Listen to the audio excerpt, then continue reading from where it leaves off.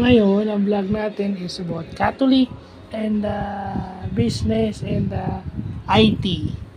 So, ang vlog natin ngayon, dapat alam natin as Catholic, sino yung patron saint natin for business. Kasi pwede tayong humingi ng intercessory prayer, intercessionary prayer para dun sa kanila, dun sa mga santo na yun, para magkaroon tayo ng intercession o tagapamagitan.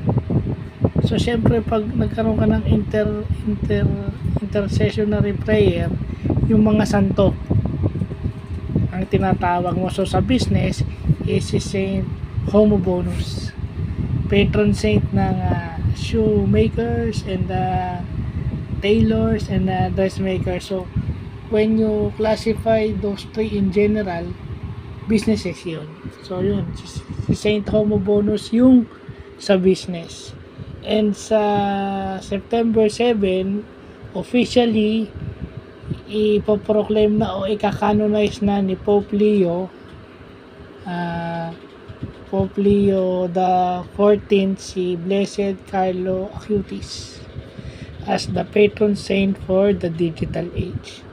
So yung kay Blessed Carlo Acutis naman, yung paggamit niya ng yung galing na sa paggawa niya ng website, yung galing niya sa paggawa ng mga computer programs para dun ilagay yung Catholic teachings. So yun na lang ko sinasabi, di ba?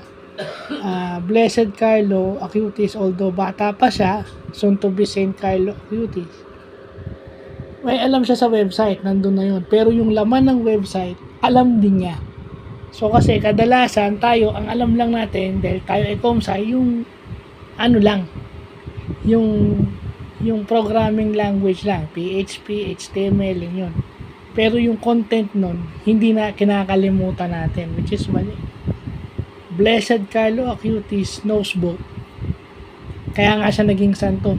Hindi siya magiging santo kung wala siyang alam at hindi niya faithfully sinasa puso yung laman ng kanyang mga website.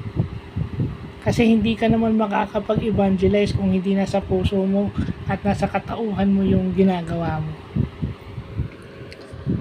So, yun lang po.